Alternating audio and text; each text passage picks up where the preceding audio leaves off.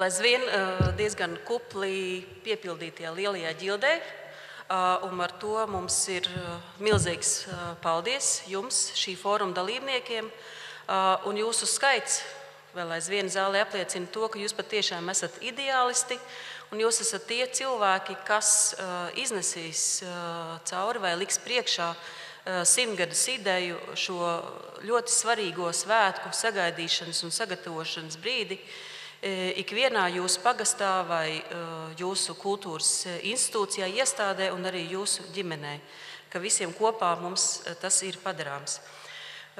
Taupot mūsu visu laiku, es varbūt tās akcentēšu dažas svarīgas lietas, par kurām mums būtu jādomā, izejot ārā no šīs zāles, gatavojoties nākamajiem kultūras fórumiem un arī gatavojoties simtgadēji.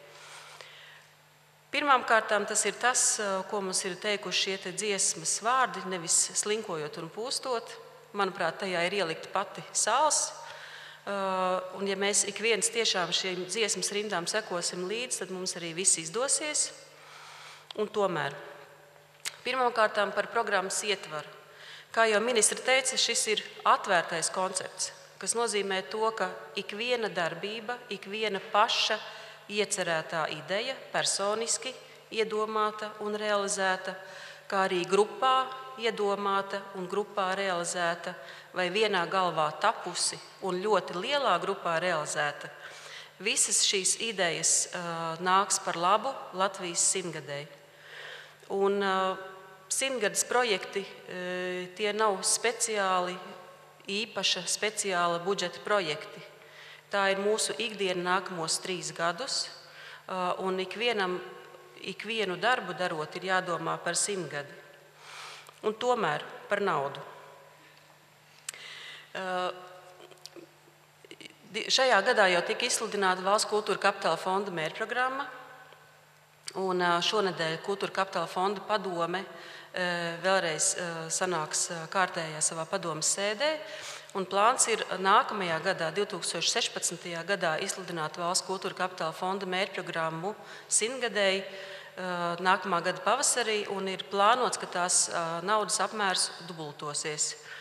Tā kā tas ir viens ļoti konkrēts mērķis, uz ko strādāt šobrīd visiem fóruma dalībniekiem, kā arī kultūras ministrija strādā vēl pie citiem naudas ietvariem, jo, kā jau ministri minēja, arī simtgades programma nav tikai kultūras programma, bet tā ir ļoti dažādu nozaru, dažādu aktivitāšu programma. Tādēļ mēs rūpēsimies arī par naudas ietvariem sabiedrības integrācijas fondā, vides fondā, citos fondos, arī mecenātu un labdarības ceļā iegūtos naudas līdzekļos.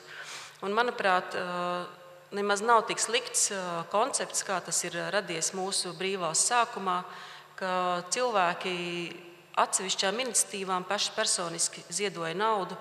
Un mēs domāsim par to, ka varbūt arī mūsu simtgades mājaslapā izvietot iespēju gan izsludināt brīnišķīgas idejas, gan arī cilvēkiem pieteikties šīs idejas finansēt.